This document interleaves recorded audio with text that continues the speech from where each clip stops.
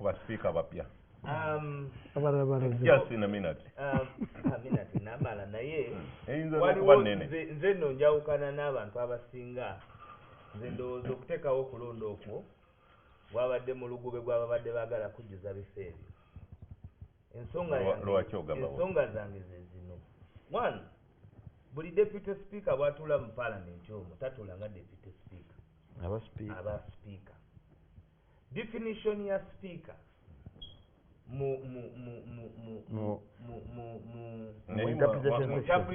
Bwana Waiswa eyo gyotutute wajja kuwambua wakulu nnyo kubanga wewenjawulo ku balala wakulu nnyo naye defining abaalondeddwa olwanyisa tteeka eririwo leta tesirwa defining teeka interpretation mu procedure mu rules and procedures za parliament eya speaker classifying into the definition of a speaker shall be inclusive of the deputy.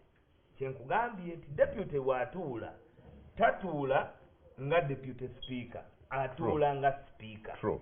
Okay, kitegeeza even in this matter she would have presided over as a speaker to the floor of parliament. Eyo interpretation yange. Okay. Two, bw'otunuulira engeri gye bazze bakyusamu amateeka to their benefit. For example, goba zaake bamugoba nga basinziira ku motion eyali quickly brought okujjawo etteeka nga nekola muteriiwo. What would have defeated them then to bring such a motion okwempowering a deputy speaker okupresiding? Naye it was at such a moment that you could have opportunity okuorganizinga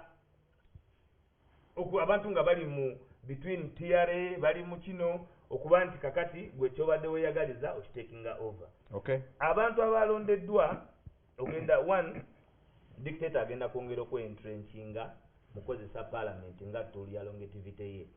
Era nze nyinza obuteewuunya mu myaka gino 5 nga dictator ataddewo noga nti takyalondebwa abantu bangi ajja kulondebwa nga parliament kubanga agirabye nti ogulirira batono nova ku bangi nga bwazze agikozesa. The doctrine of the constitutional doctrine of separation of power. Naye nsaba wano bw'otuba tutudde wano muyite ekimuyitibwa mu ggwanga general officially General Museveni. Okay.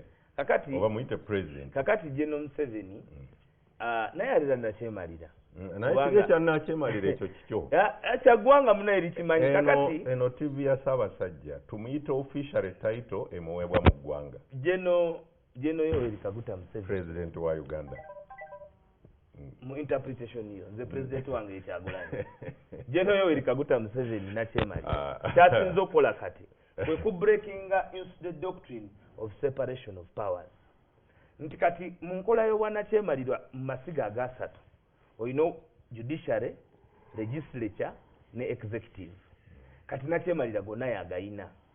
Ayina abalamuzi, ayina ne parliament.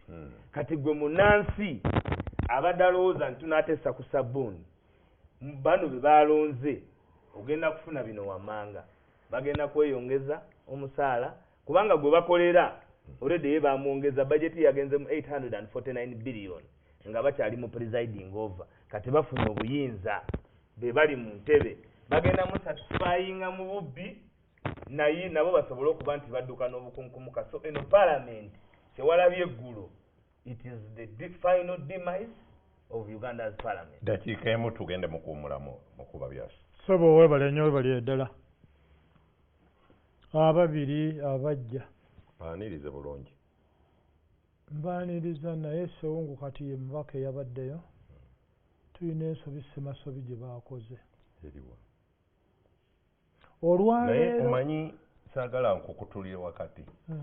Kansooke nve mukuwummulako bwe njja. Awo batandike. Zimba ensi yo.